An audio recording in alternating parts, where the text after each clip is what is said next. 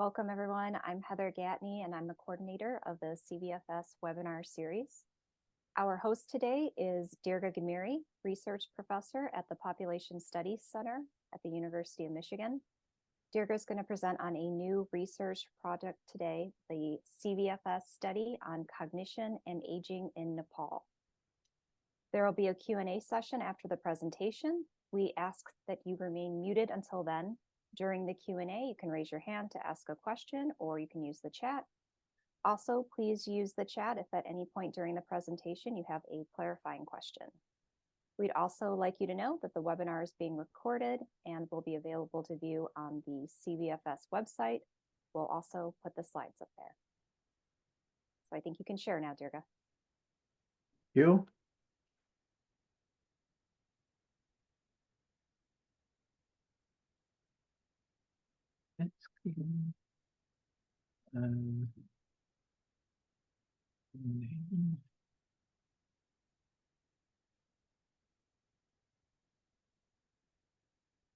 Yeah, is it look okay?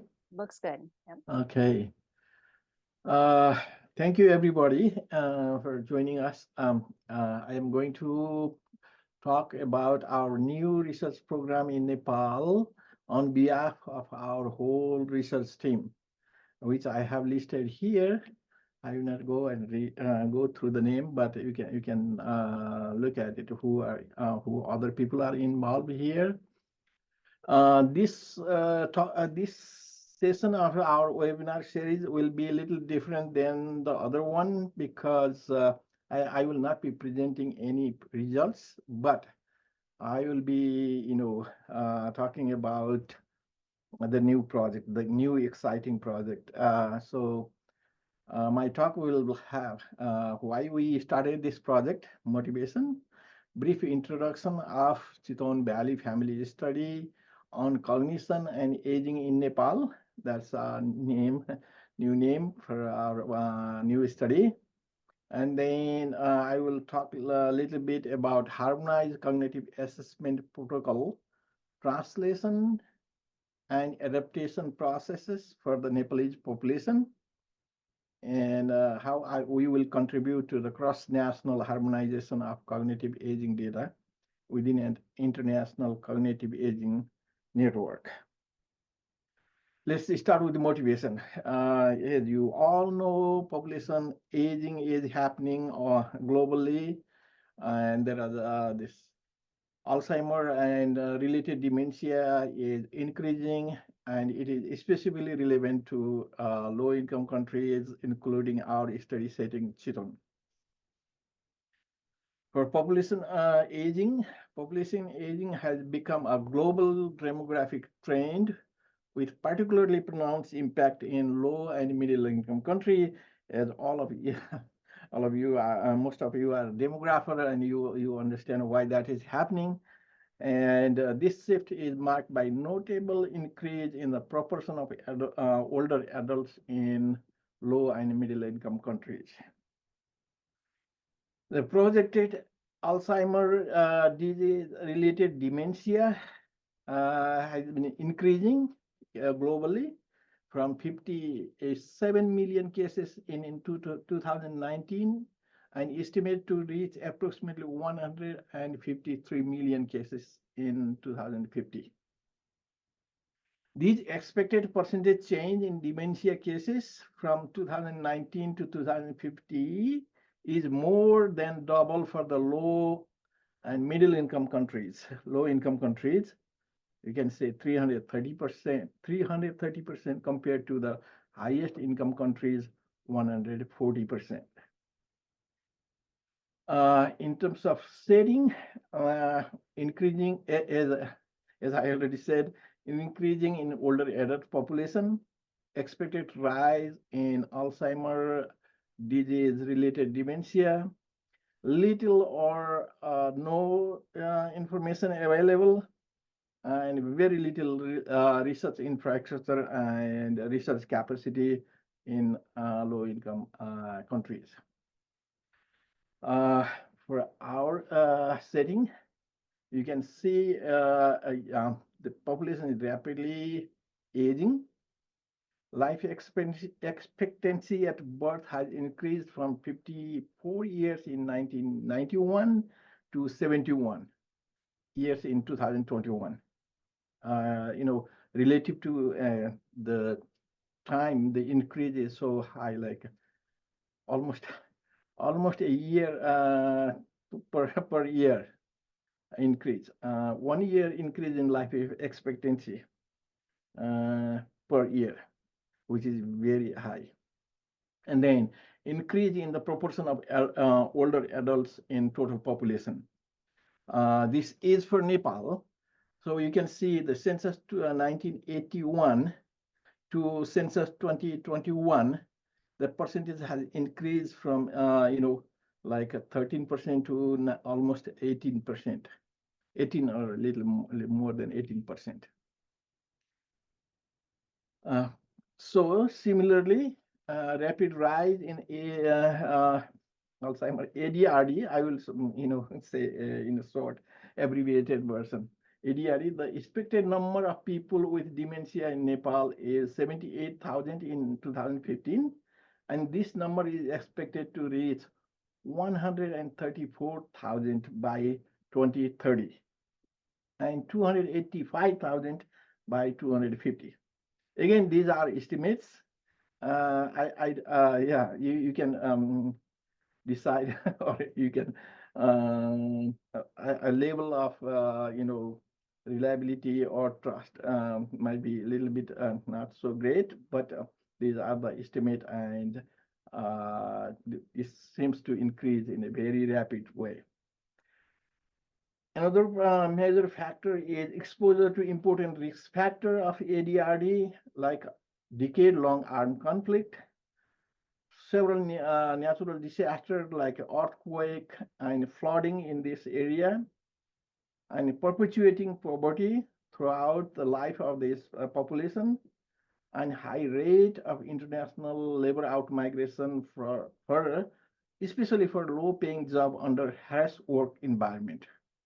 Especially, I am referring to the Gulf country where the temperature or the environment, natural environment, is completely different from Nepal. Again, in terms of what we know or what study or what information exists in Nepal, there are very few studies, and those studies are mostly based on clinical sample and done in a very small scale. Plus, these studies have a problem with validating the tools to be used. So you can see, there are 4 studies using ICD-10, and then 1 study using DSM-4, and other not reported. 3 other studies. So altogether, about 8 studies. So there are not much, and these studies also use, yeah, absolutely use the clinical sample, not that. So to sum up, no existing population-based data on cognitive health of older adults in Nepal. As you can see, little or no specific validated research tools and infrastructure for neuropsychological assess of Alzheimer's disease-related dementia, and little research capacity. I mean, every time I talk to anybody in Nepal, everybody says, we don't have research capacity to do this kind of research. As a result, the prevalence of mild cognitive impairment and dementia in community dwelling older adults in Nepal remain largely unknown. That's why I said, how much trust you put on the estimate depends on how well those estimates were done. So because of these region, these factor, we proposed a study, a population-based longitudinal study of international labor migration, armed conflict, and Alzheimer's disease and related dementia in Western Chitwan Valley of Nepal. As you see, our aim is to address those gaps. So number one is to build capacity to conduct systematic population research in Alzheimer's disease and related dementia. Uh, and then second goal was is develop and launch a new longitudinal study of Alzheimer's disease and related dementia and other aging related changes in health and older adults in Nepal. These are the goals. And we have very specific objective. Number one is build research capacity to conduct studies on ADRD and other aging related changes in health. I mean, because there is so much lack of research capacity, we have to start from the very bottom. The number one is the design and administration of culturally appropriate cognitive assessment to identify Alzheimer diseases and related dementia in general population. This is a great challenge we have been facing, and we are working on this. Building expertise in statistical method of analysis of longitudinal data from complex survey. That is another part that not only Nepal, but most of the low and middle income countries are facing a severe challenge that even though they collect the data, they don't, have much expertise on statistical analysis or statistical method to analyze the data. Our next specific objective is design and conduct a population-based study of Alzheimer's disease and related dementia, associated condition of 4,000. That is our estimated sample size, aged 50 over, and complete a baseline interview and one follow-up interview 2 years later. That is our specific aim. 2 and 3 is, as we said, estimate the prevalence and incidence of ADRD and its primary clinical feature, cognitive impairment, test association between primary risk factors, which we identified as international labor migration and exposure to armed conflict, plus others as we go, and ADRD, cognitive impairment, and other relevant outcomes. So these are our 3 specific aims. So research method. Yeah, we have a fortunate enough to leverage on ongoing panel study, which many of you already know, that is Chitwan Valley Family Study. We are building this new study on our, a multi-level 20-year panel study of community, households, couples, and individuals. Our sample will be study population of surviving cohort of member of Chitwan Valley Family Study, aged 50 years and older.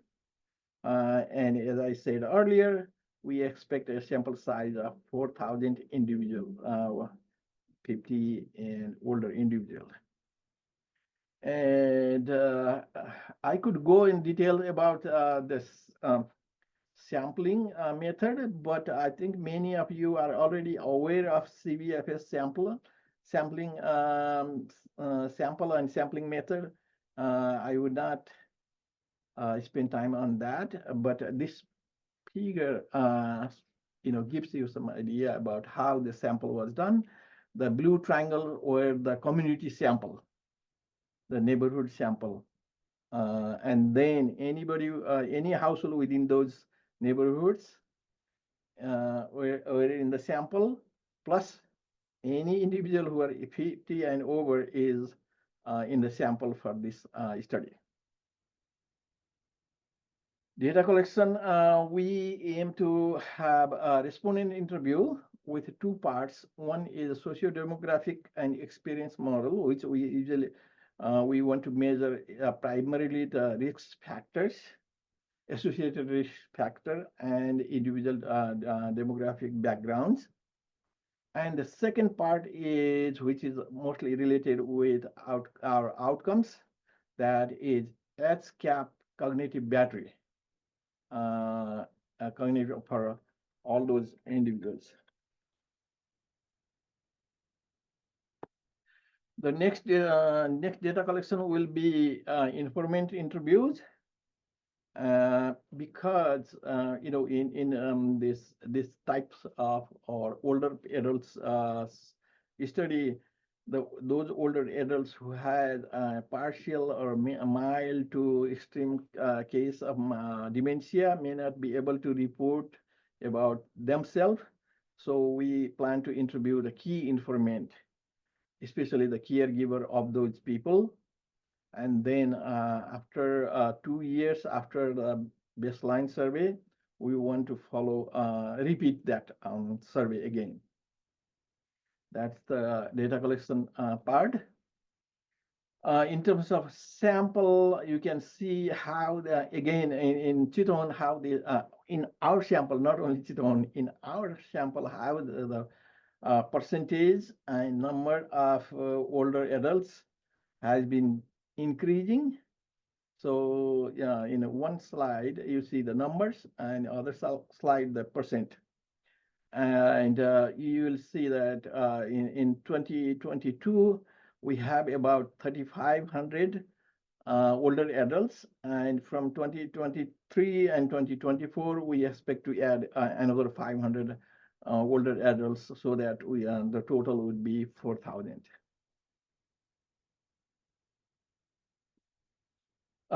When we were working on the proposal, once we submitted the proposal, we were lucky enough to get a pilot study grant to prepare for this large project.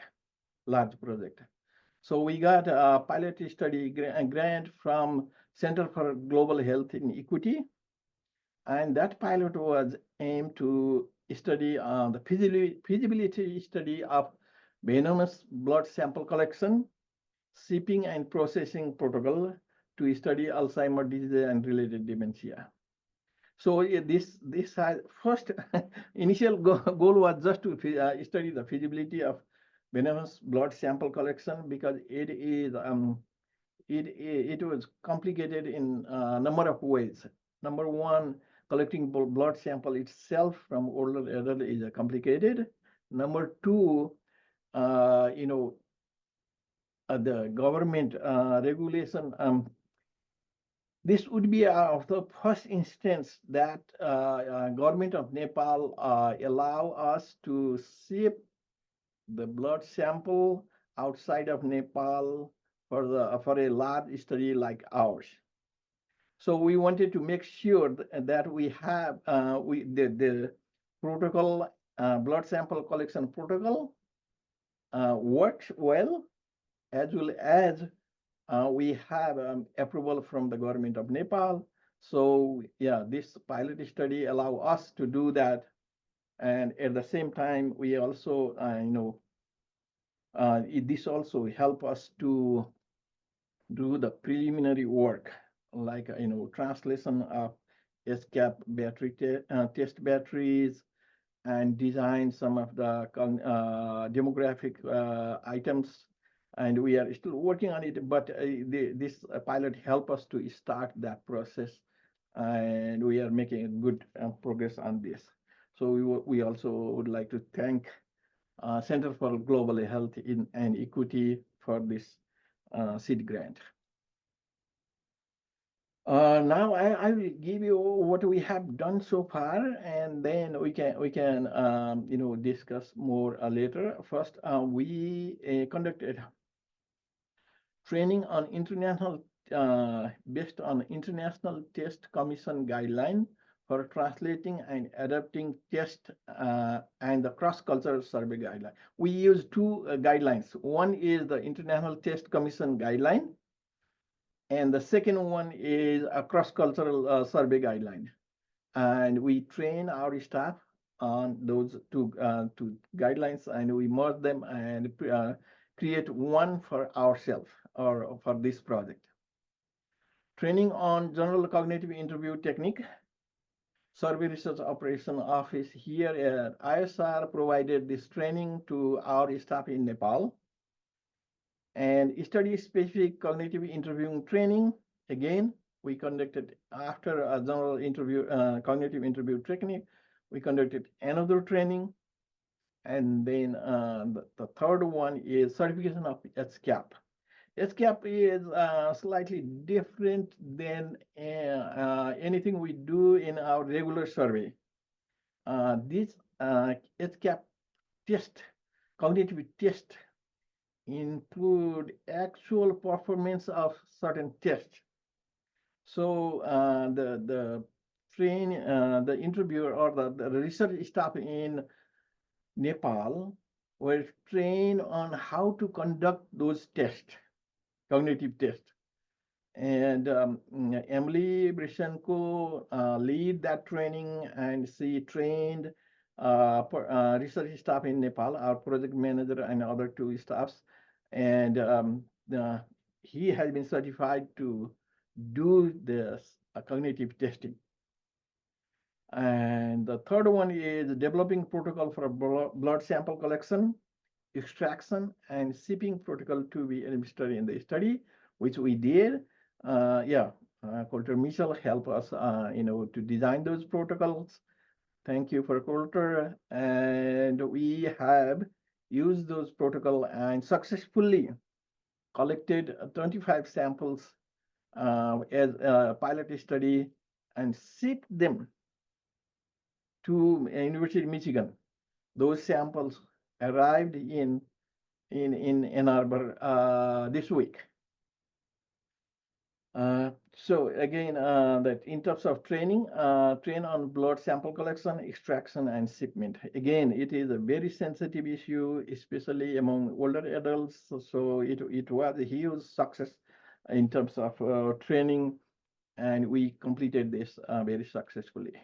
The pilot study, not the main study, and the training. Respondent interview, socio-demographic background and experience part. We are still working on that. We are in the phase of designing those items, and I will show you some of the list.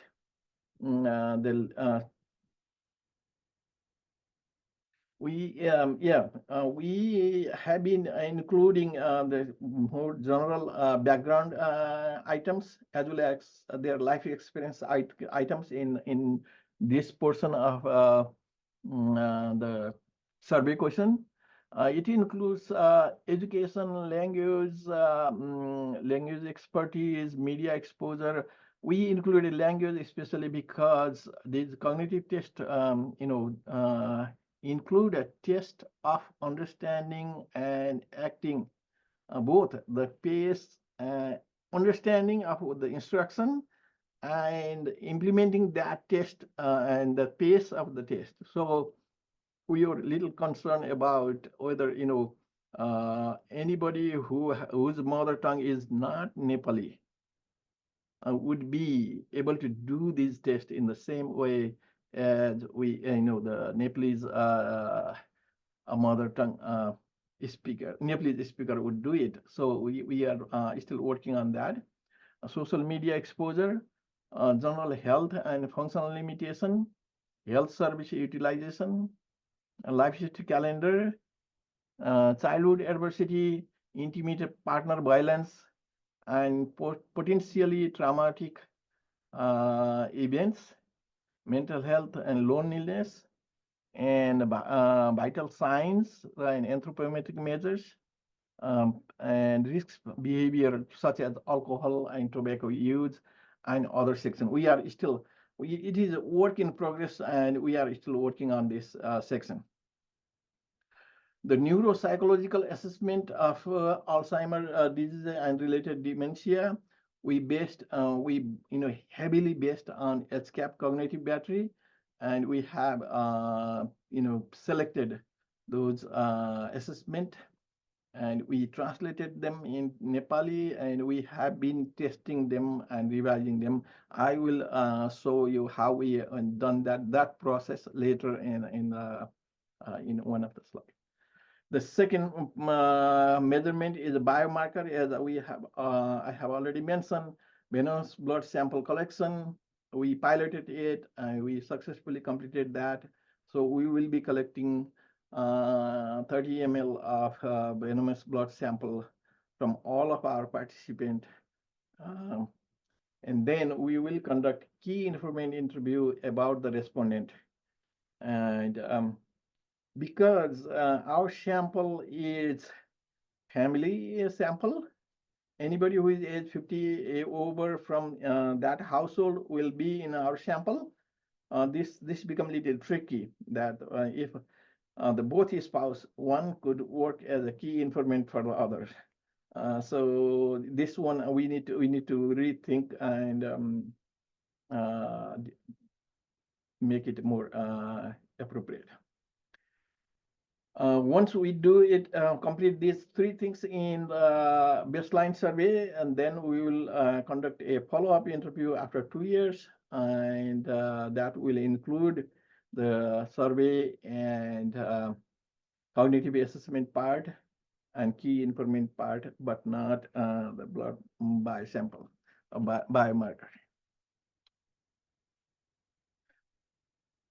I already mentioned this, these are the socio-demographic background and experience model that we have been. It is a work in progress, and this might change a little bit, but yes, these are the items we are thinking.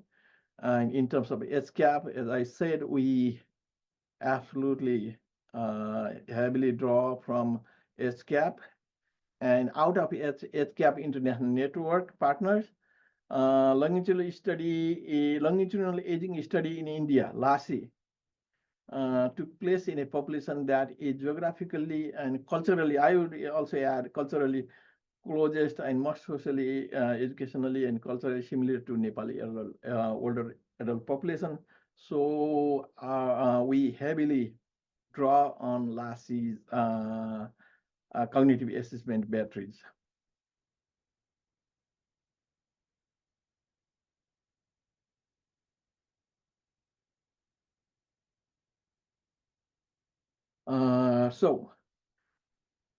What we did, we, based on our experience, comprehensive but judicial selection of cognitive test, we have a we have a good selection of the cognitive test, approximate full HCAP battery as much as possible, good coverage of 5 cognitive domains, and we based on LASI DAD battery as a starting point.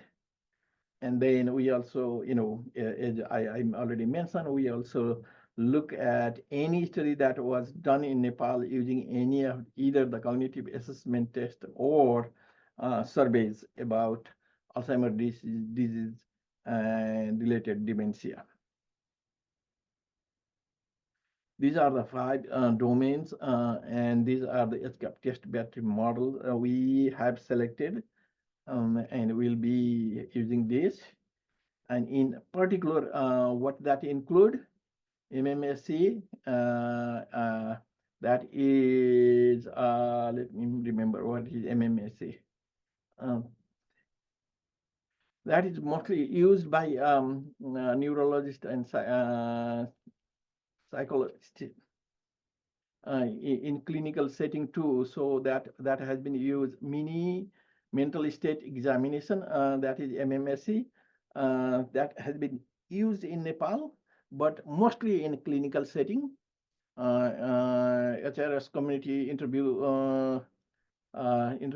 word list recall, digit span forward backward, symbol cancellation, delayed word recall. These are all the cognitive tests that we are working on it, and we are expecting we will be able to include them in our final instrument. We have made some adjustment, but we think that will cover these areas. This is how I'm sorry for the small letters. You may not be able to see it. But this is our process. First, ICRN or the CVFS has assembled local research staff with diverse ethnic background representing our study population. That research staff team translated these items into Nepal. Then we forwarded that translated version to our multidisciplinary local expert team that include neurologists, anthropologists, sociologists, gerontologists, and then they review that instrument. Then we use that revised version and conducted a focus group panel to review the Nepali translation. Then we pre-tested that version to conduct some cognitive interview with the local older adults. And then we revise it. And then we again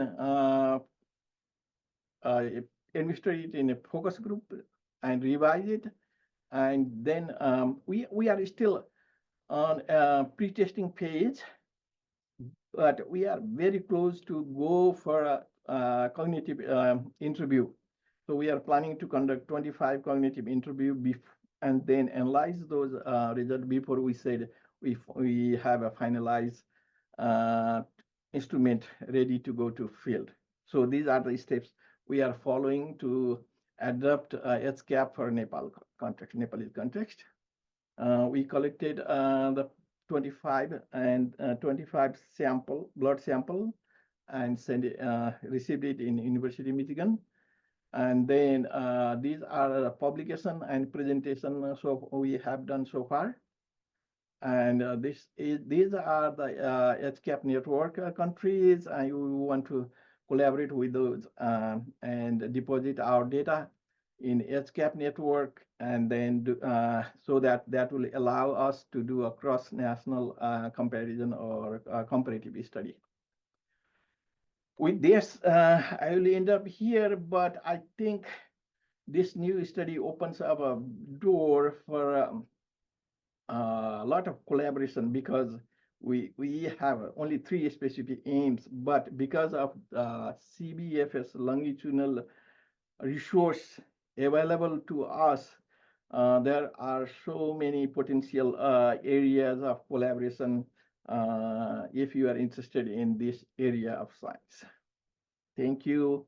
Let's open for question and answer now.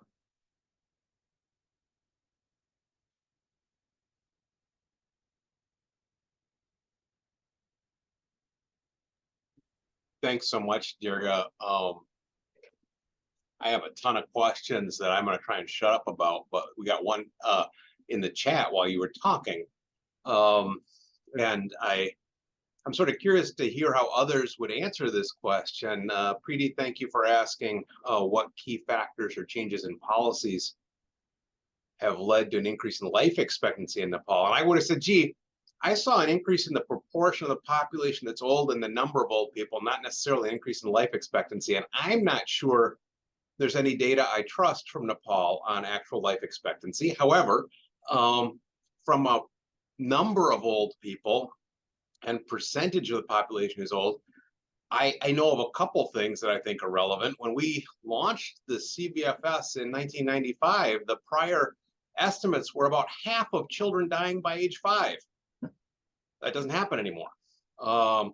Rates of child mortality are actually quite low in Chitwan and a lot of Nepal, and there are a bunch of factors, medicine, food, all relevant. And I suspect, Dirga, that you would say that life expectancy may have increased as well, but I think I'd love to sort of wish or aspire that it was policies. My guess is it's key demographic factors that swept the rest of the world too, just much more recently in Nepal than in a lot of places. Dirga, or anybody else, there's a lot of folks on this call who know this stuff at least as well as I do, if not better. So feel free to chime in. Okay, there is another question from Scott. Can I answer that?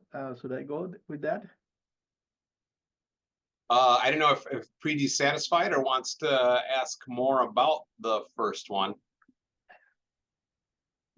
I know this is a big question, and we can wait and let other questions. My guess is we're circling back around to this one. Yeah, that's probably true. Yeah. And I'm sort of curious about your answer to Scott's question as well.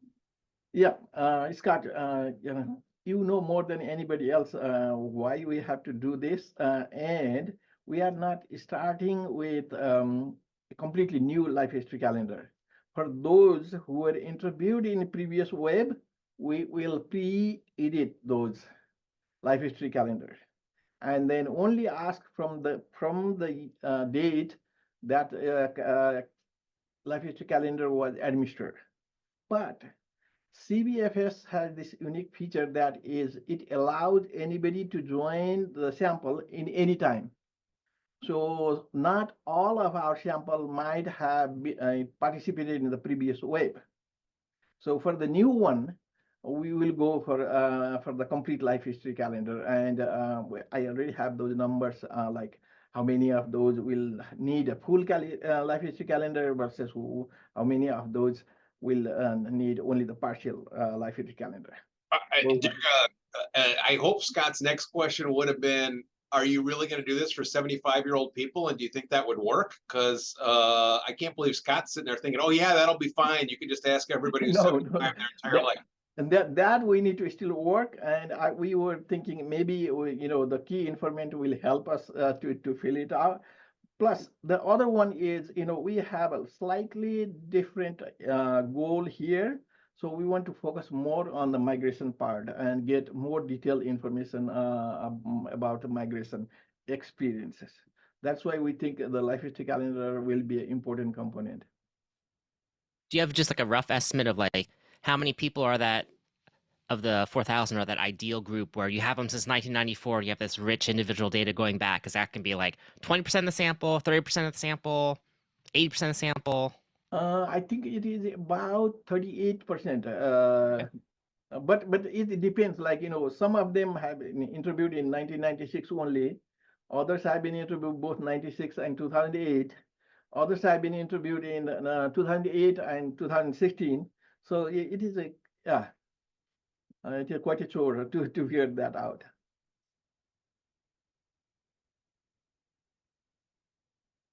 Okay, the next one is there is another question in a chat box. Should I go with that?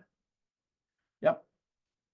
Cross-country collaboration. I think this collaboration will mostly be in terms of depositing our data and conducting cross-national studies or comparison, if you like to say, rather than physically going to the next country or collecting a new data on that. Okay, I think that is there another one? No, that's all. I guess I have two, Dirga, which you might send both of them somewhere else. And thank you everybody for joining us today. It's great to see on my video screen, it looks about like half people who've heard me ask questions like I'm about to ask about CVFS like every time out, and half people who are new and get to hear me ask the same question over again anyway. So I always worry about burden on our respondents by asking them to do stuff. I'm going to ask about two aspects of burden that I heard in your presentation. One of them was blood. Coulter, I assume he's going to ask you to tell us more, because I'm going to ask, we got saliva from a lot of these people and measured DNA that way. What are we getting from blood that we can't get from what we already have? That's one of my questions. And then the other one was about the questionnaire, Derek. I'll let you ponder who you want to call on for this one. But you laid out what looked like potentially a 10-hour questionnaire to me. I don't know. I mean, you had the phrase mental health there. And, I work with this guy, Ron Kessler, who wants to spend 3 hours just measuring that.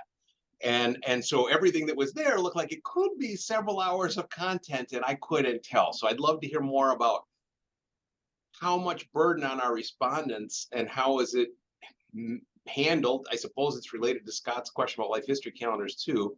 But blood and questionnaire were my two sort of how much respondent burden are we talking about here questions. Yes, for the baseline, yes, we we will the respondent will have a slightly higher burden, but we already discussed even in our consent form. We said we will allow more than one sitting for interview. We don't think it would be worth or feasible to do the survey interview in one sitting. Sorry, that sounds like you might go every day for a week. Are you saying more than one No. allows as many as you want, or are you No. saying it might be two? Two. That was our expectation. Yes, for the baseline. For inline, it will not be that bad. But yes, compared to other studies, 10-15 minutes interview, this is going to be a little longer, and that is because similar to our mental health survey, it includes both the cognitive assessment test part as well as the survey part. And I was not aware about the cognitive test part, but it is really fun rather than a burden. Doing things. I did myself. And it was a fun. I don't know how other people will take, and on those pretest cases, they enjoyed it. For everybody who's sort of new to the CVFS discussion, I'll say that in the past, we found our respondents get irritated when we ask them the same thing every time we visit. So I think I hear Dirga saying, okay, good news. There's something new and different happening here, which is going to be more pleasant in the sense that it's different. Yeah. And could I add, Bill, if you don't mind, that Of course, Carlos. completing a 3-hour mental health questionnaire is maybe not quite the same as a survey instrument that jumps from one topic to another, has some tests in it, some physical performance activities, et cetera, et cetera. So I think we will carefully look, and the hard cuts still have to be made. Absolutely. Of course, what Dirga was presenting was our wish list at this point. You know very well as anyone that at some point you're going to go through it and say, all right, we need to cut 20, 30, whatever % of this. And well, that work still has to be done. And Carlos, just so you know, I mean, Kessler might have liked to do that, but Ron, if you're listening, we love you. But of the 30 or so disorders in his normal estimate, we only measured, I think 8, right, Dirga? Yeah. Yeah. So you're absolutely correct, Carlos. We took those kind of steps. I also agree with you that diversity of content will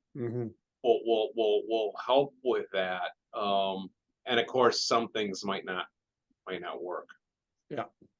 I wanted to add to the life history calendar topic that was discussed before that, yes, that may be a little time consuming. On the other hand, it's such a unique feature of CVFS. You guys have already implemented, you have validated it, and to collect data that way, life course related data from the participants in the study is to me pretty unique compared to other international studies of aging or even national studies of aging. Very few epidemiologic survey studies use that feature. So I think that is a real strength that I would like us to capitalize on.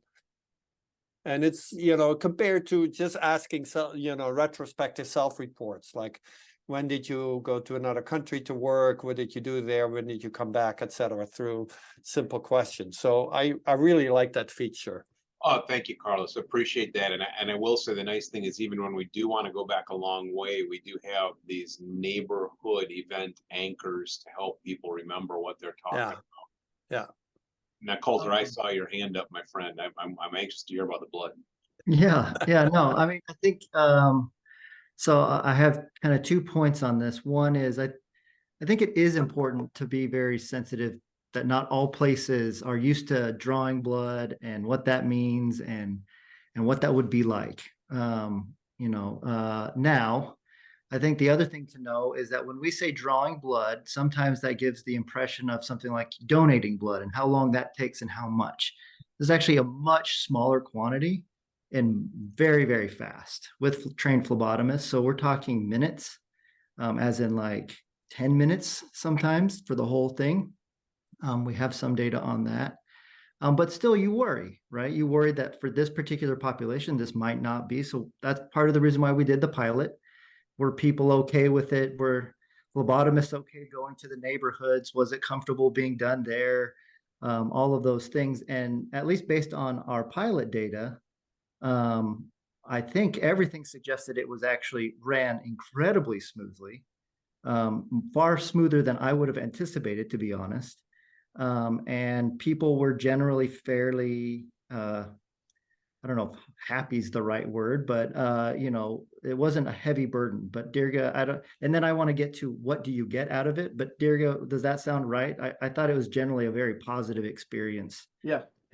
Involved. At least they reported it being relatively very time limited. You know, it's not like it leaves a big mess or anything. This is a very, as invasive things seem to be, this is a very non-invasive thing.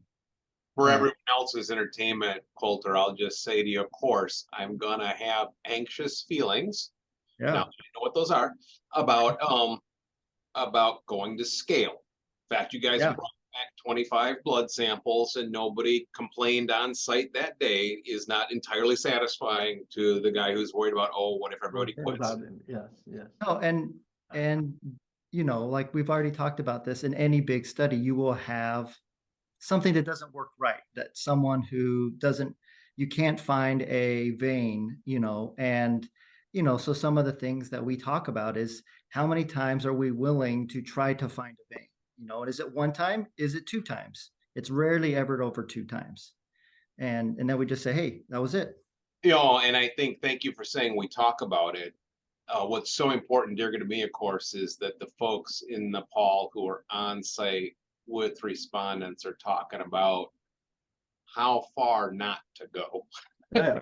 and how to handle, you know, a person, because you guys are gonna have the same problem if you go back for wave 2 and somebody still remembers, you know, my dad bled for 2 hours or something like that after you came wave 1.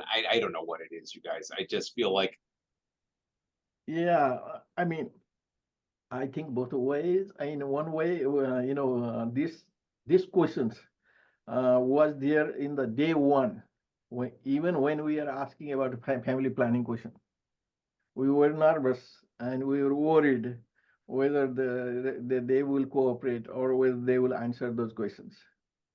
And we are in the same you know, spot today, and we have learned a lot. And yes, we are working on a more respondent friendly protocol that is, you know, giving them some juice or some, you know, some kind of refreshment after the blood draw, as well as, you know, taking their vitals and telling them how they do, like what is their blood pressure, their temperature, weight.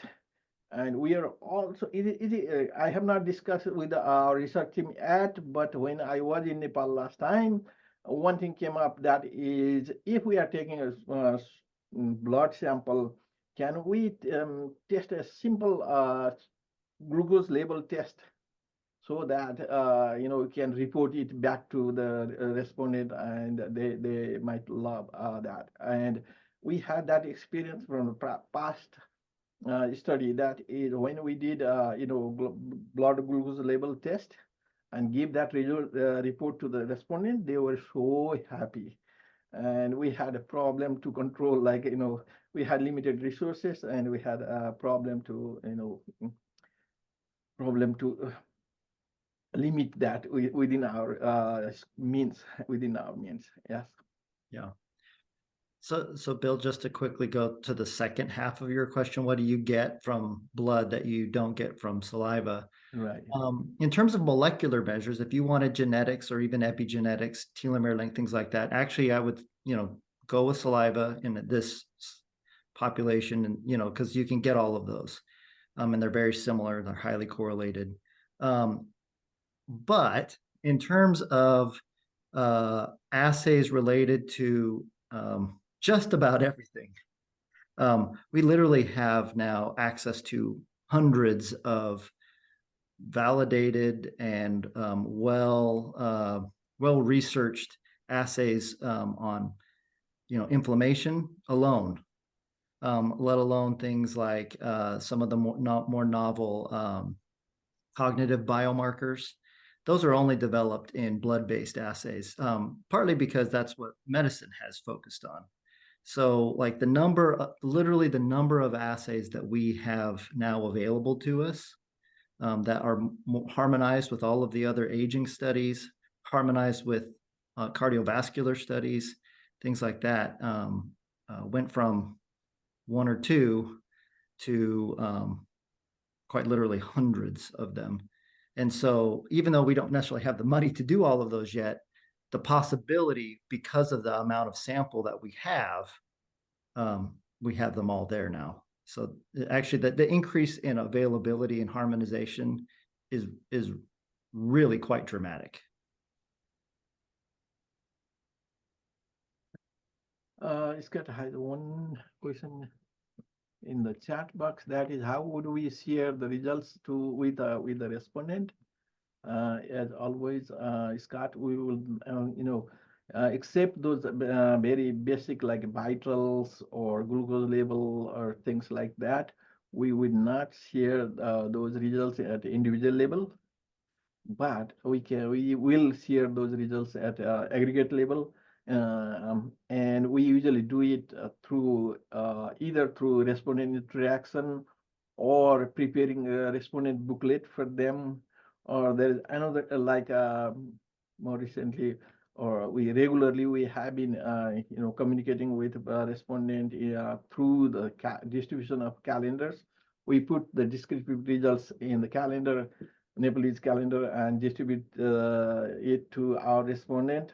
Those are some of the ways, and then we also have some dissemination activity planned for this project. So I think those will be the way we will be sharing our results with respondent and policymakers in Nepal. So the respondents themselves won't know if they have potential MCI or anything like that, or?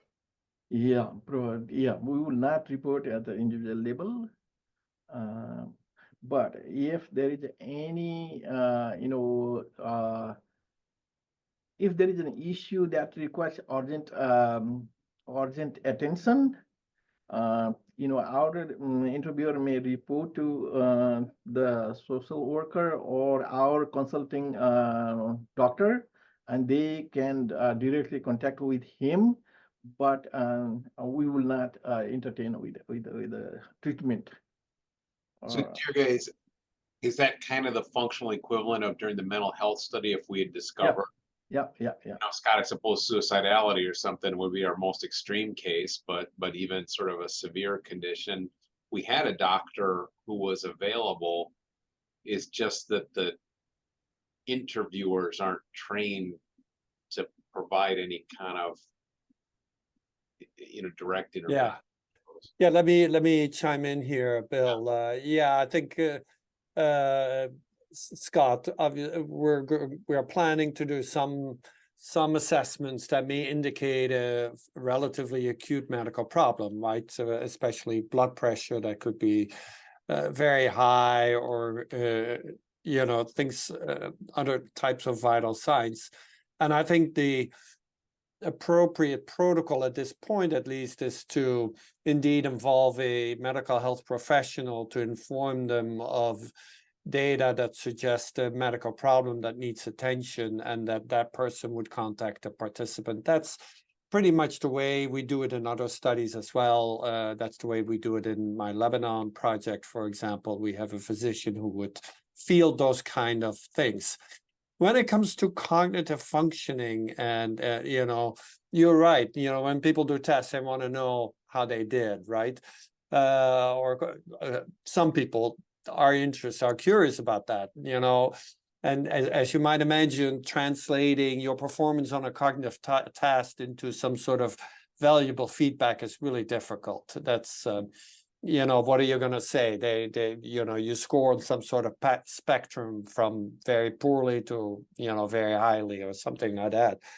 When it comes to diagnostic codes like MCI or AD or dementia, that will not be immediately available. That will take additional work in our study. We collect the cognitive data, but they don't translate automatically in a diagnostic code of dementia.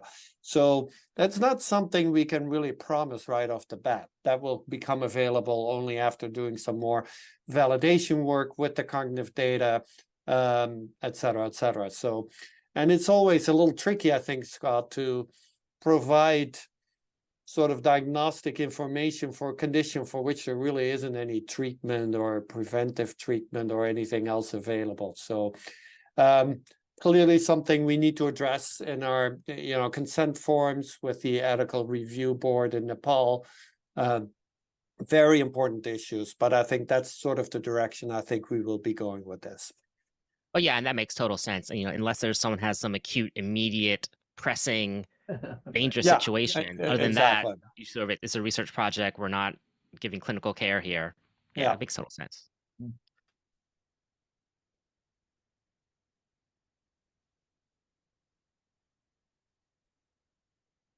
I think, Dirga, we are getting close. Yeah, close. Yeah, right. I just was noticing Preeti's questions and wanted to make sure that one of us sends her a link to the CVFS website so she can see the whole. I don't know, Heather, is that easy to do in chat, or should we just send her an email later so she has that?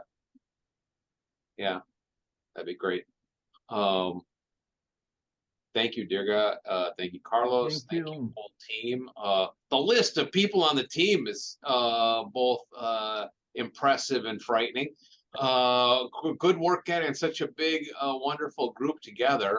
Very much appreciate that, and so looking forward to seeing all the exciting stuff that's going to come out of this project. Thank you.